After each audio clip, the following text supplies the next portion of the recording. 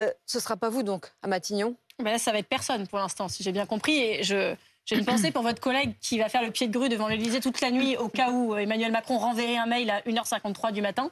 Ce que je comprends quand même, c'est que je suis sortie de cette réunion en vous disant ils mentent, ils disent que le socle commun existe encore, mais ça n'est pas vrai. Je viens de passer sur une chaîne concurrente à la vôtre une demi-heure à expliquer que c'était une fable et un mensonge. On me disait mais si, mais si, mais si. Et tombaient les annonces progressivement de Édouard Philippe qui dit qu'il n'ira pas au gouvernement, de Retailleau qui dit que le socle commun n'existe plus. C'est-à-dire que vous avez l'impression d'une comédie musicale où en fait le décor est en train de tomber, tout ça, tout le monde tombe, s'entraîne. Et le chef d'orchestre continue à dire si, jouez les musiciens. Mais parce que lorsque vous êtes sortie de la réunion, Marine Tondelier, vous donniez l'impression que les choses allaient aller vite quand même. Qu'est-ce qui a pu se passer selon vous, alors que vous étiez à l'intérieur, vous étiez à l'Élysée? Mais parce que le problème, c'est qu'on peut avoir la sensation depuis un an qu'il y a une guerre en gros entre, pour simplifier, entre la droite et la gauche pour être nommé, et que Emmanuel Macron garde le pouvoir parce qu'il veut pas le rendre. Ça, c'est vrai. Et donc on peut se dire qu'à chaque fois qu'un gouvernement tombe, c'est de la faute de la gauche qui est méchante, qui veut pas faire de compromis, etc. Mais nous en faisons énormément de compromis. Déjà, le fait de ne pas être à Matignon, c'est pas consenti, mais c'est un fait. Le fait d'aller faire des réunions avec Bruno Retailleau, c'est quand même, pour moi, ça a un coût moral. Et je le fais pour la France. Et donc, tout ce qu'on peut faire pour être sérieux, pour essayer de trouver des solutions, nous le faisons. Mais quand vous vous adressez à un président de la République qui... Il voit bien, il est dans la même réunion que moi. Il voit bien que le MoDem dit « Nous, notre problème avec M. Le Cornu, c'était l'opacité. On n'a pas confiance. » Et un qui demande qu'il parte. Et l'autre qui est Gabriel Attal, qui est quand même son président de groupe, qui dit... Racontez-nous les coulisses, ça s'est passé comment? Vous êtes arrivé, racontez-nous. Quand on fait tout ça et qu'à la fin, je vous raconte la fin, après je vous raconterai les début, mais qu'à la fin, Emmanuel Macron dit « Écoutez, j'ai écouté tout le monde. Donc eux, ils sont 210. Vous êtes 191. Donc c'est eux qui gagnent, en gros. » Et je lui disais « Mais attendez. Ils sont 210 de rien du tout. Ils sont pas ensemble. » Et là... Alors qu'ils s'étaient donné en spectacle toute la réunion, ce moment-là précis, tout le monde se redresse et personne n'ose contredire le chef parce que finalement, c'est leur dernier salut. C'est cette emprise d'Emmanuel Macron sur sa majorité sur le pays où personne n'ose le contredire. Et donc, du coup, à la fin, ça se termine comme ça. Parce que vous étiez tous autour d'une table et chacun a pris la parole. On est arrivé à l'Élysée chacun notre tour. Vous avez vu déjà, et j'en suis très fière, que les seuls qui ont été capables de faire une arrivée commune, on vous voit là l'image. C'est nous. Et que, enfin voilà, moi je suis fière de ça. Quand je les vois chacun arriver, même Bruno Retailleau et Laurent Wauquiez, qui sont du même parti, sont pas capables d'arriver ensemble parce qu'ils ne se parlent plus. C'est ça la réalité de ce socle soi-disant commun qui n'est plus un socle et qui n'a plus rien de commun. Nous arrivons ensemble, nous sommes organisés, nous nous préparons ensemble, nous communiquons ensemble pendant la réunion, nous nous revoyons avant de sortir pour caler nos déclarations. On est une équipe, Là vous arrivez. Alors, écoutez, vous avez ponctué toutes mes phrases du mot insoumis, donc on posera une vraie question sur les insoumis, on en parlera. Oui, mais la première fois que je coupais, c'est pour dire insoumis. Sur le déroulé de la réunion, nous étions là, les insoumis n'étaient pas invités, donc ils n'étaient pas là. Vous entrez. Nous arrivons ensuite dans le hall de l'Élysée, donc il y a une sorte d'antichambre, donc pour attendre que tout le monde soit là. Et quand tout le monde est là dans les invités, le salon des ambassadeurs, on a déjà fait des réunions d'urgence sur l'Ukraine, etc. Dans cette pièce que nous connaissons, s'ouvre. Et là, première surprise, il n'y a pas de plan de table.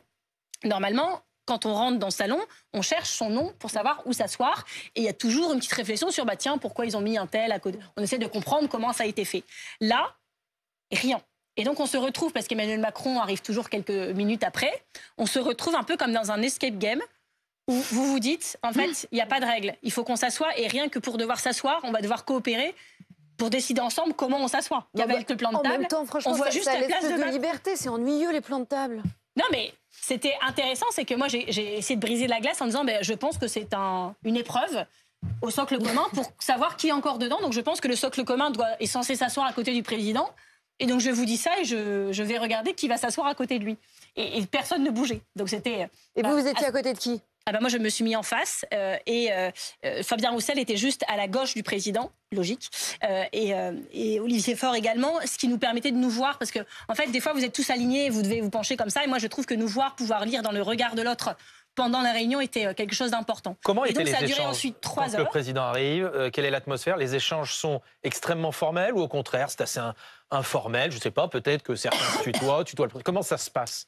Il y a toujours des moments... Enfin, c'est très formel parce que le président parle, donc un président, ça s'écoute quand il parle et on essaye tous de comprendre ce qu'il allait faire. Moi, j'ai quand même compris que Gabriel Attal arrivait là en ne sachant absolument pas ce qui allait se passer. Alors que c'est le chef du parti présidentiel. Et donc, il y avait une forme d'attente et puis finalement rien ne se passait trop dans ses déclarations puisqu'il a posé 3 questions au début de réunion. La première, est-ce que vous voulez une dissolution ou pas? On a compris que les macronistes et tout le camp présidentiel n'en voulaient vraiment pas, et on comprend pourquoi. Deuxièmement, est-ce que le socle commun existe encore? Donc c'est quand même un peu bizarre de nous poser cette question-là à nous, ou de la poser au socle commun devant nous, mais bon, moi c'est intéressant. Et troisièmement, quel compromis êtes-vous prêt à faire? Donc on a fait un long tour de table là-dessus. Et puis après, Emmanuel Macron a embarqué un peu essayer de faire la synthèse, de partir sur les retraites, ce qui n'est pas son rôle, ce qui sera le rôle du prochain Premier ministre, en réalité, qu'il n'arrive pas à nommer. Et puis, nous avons rebondi les uns les autres et nous avons continué avec les collègues de gauche et écolo à revendiquer Matignon. Est-ce que c'était tendu, ces échanges? Est-ce que c'était tendu? Non, ce qui a beaucoup tendu, c'était la conclusion. C'est-à-dire que on voit bien que ça ne marche pas, que le socle commun n'existe plus, que, y compris M. Wauquiez dit l'inverse de M. Retailleau. Enfin, ça n'avait aucun sens. Et la conclusion de M. Macron, c'est de dire, écoutez, je vous ai écouté. Et arithmétiquement, ils sont 210, vous êtes 191, donc ils sont plus nombreux. Et j'ai dit, mais attendez, vous nous reparlez là, après de ce qu'on vient de voir pendant une semaine et aujourd'hui, du socle commun? Il dit, oui, ils sont 210. Et il regarde, et c'est là où je vois personne bouger. Ouais. Il y a quand même un côté très hypocrite des gens qui, depuis tout à l'heure, défilent sur les plateaux télé pour dire on n'y est plus, pas du tout, etc. Mais qui, à ce moment précis de la réunion, ont été pris de court et n'ont rien dit. Je le dis parce que j'y ai assisté. Et voilà. Et alors après, dans les arguments, c'était intéressant. À un moment, il y a le groupe Lyot, vous savez, les centristes, qui dit un bon compromis, ce serait un deal, en gros, où tout le monde souffre un peu. Bon, j'étais quand même obligée de lui rappeler qu'on avait pris un peu d'avance sur la douleur, quand même, à gauche. Il dit là, on met les compteurs à zéro. Si tout le monde souffre un petit peu, alors ce sera bien. Mais nous souffrons beaucoup, et depuis longtemps, de voir ce qu'ils font de notre pays, de voir les 43 reculs environnementaux. Oui, mais là, tout recommence à zéro. C'est ce qu'il vous dit, Marine Tondelier. Et ce qu'il dit, c'est que tout recommence à zéro. On remet les pions au point de départ. Des horloges, et chacun et fait des chronomètres. Et chacun fait des efforts. Ben oui, mais j'ai la sensation d'en faire beaucoup et je ne vois pas lesquels il fait. Et moi, je suis préoccupée parce que si on le fait, c'est pas pour des questions de circonscription, de je ne sais quoi. On le fait pour les Français. Parce qu'on est, comme les Français, 86% sont navrés du spectacle politique et j'en fais partie. Donc quand on m'invite à une réunion à l'Élysée, et même si j'ouvre le mail à 5h du matin et qu'il a été envoyé à 2h du matin, je le lis. Je rappelle Cyril Châtelain qui est en circonscription, qui revient depuis Grenoble. Enfin, on est à notre poste, on est responsable, on fait ce qu'on peut, mais on ne peut pas l'être pour 2, pour 4 ou pour 10. Vous avez l'air agacé, Serge. Non, pas du tout, non, on est tous agacés. Donc, c'est pas de ma faute. Non, mais Marine Tondelier a utilisé un mot qui me plaît beaucoup, c'est douleur. Moi, ce que je vois, ce que les Français vivent en ce moment, le spectacle qu'on nous donne à voir, c'est quoi? C'est les femmes et les hommes politiques français qui ont été mis dans un bocal. Ils sont comme des mouches dans un bocal. Le bocal est fermé.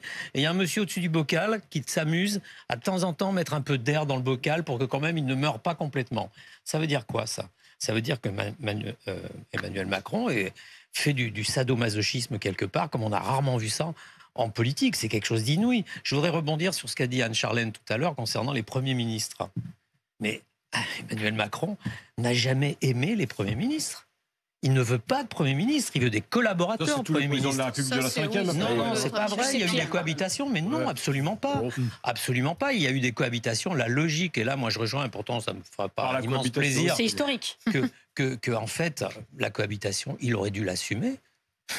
Il y a un an, il aurait dû assumer sa défaite politique et effectivement faire venir à Matignon.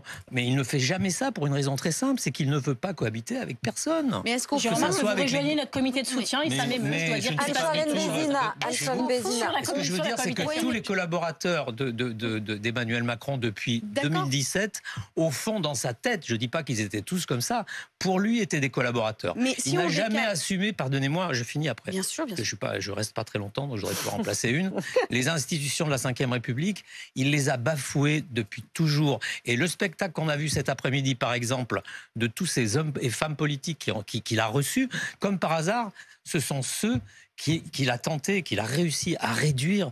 Il les a réduits comme portion congrue et il a laissé les extrêmes gagner. Parce que c'était sa logique. C'est une faute institutionnelle de les recevoir cet après-midi bien sûr, mais bien sûr. C'est toujours le problème du Premier ministre. Il n'y a pas de Premier ministre. Emmanuel Macron ne conçoit pas une bien sûr, non mais je suis d'accord. Je suis d'accord avec vous sur là.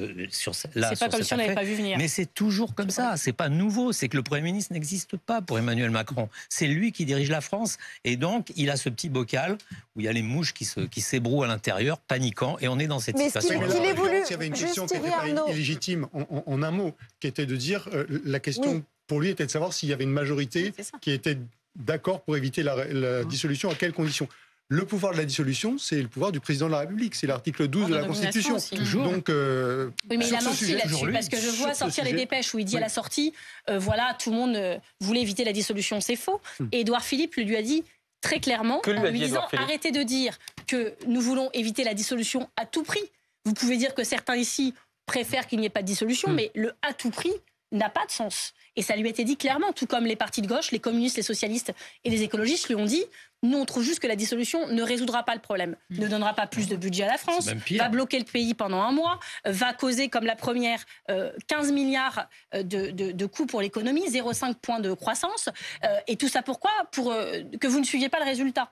Donc moi je ne vois pas en quoi la dissolution serait une solution. Mais alors, donc, en fait, il reste deux solutions. Qu'est-ce qu'il a la démission ou la cohabitation. Marine Tondelier, vous nous avez fait un récit très détaillé et très intéressant de cette réunion, et notamment la fin de la réunion, le fait que le président de la République ait mis la dimension arithmétique sur la table. Qu'est-ce qu'il a en tête selon vous ? Il veut nommer quelqu'un du socle commun ? C'était assez clair. Il a dit, ils sont 210, donc je choisirai dans ce socle commun. Et il n'a cité personne. Aucun nom n'a été cité, ni par lui, ni par nous. Ce n'était pas l'objet. Il faut quand même vous dire que sur les plateaux télé, on parle beaucoup de noms, ça occupe beaucoup d'antennes, et je peux comprendre pourquoi. Sans doute, ça intéresse aussi les téléspectateurs de savoir qui est à la fin. Bien sûr que ça intéresse c'est pas là-dessus qu'on est. Mais nous, c'est pas là-dessus qu'on est. Vous ne lui avez même pas demandé si l'hypothèse de reconduire Sébastien Lecornu, il l'avait envisagé ? Non, parce que nous portons une hypothèse, c'est quelqu'un de gauche et écologiste, et nous ne donnons pas de nom non plus. Parce que quelque part, vous voyez, on arrive ensemble. Je ne dis pas que ce serait la même chose si c'était l'un ou l'autre, mais on est alignés. On sait pourquoi on le fait, on sait ce qu'on porte. Et donc finalement, moi, je fais confiance à l'équipe avec laquelle je suis venue tout à l'heure.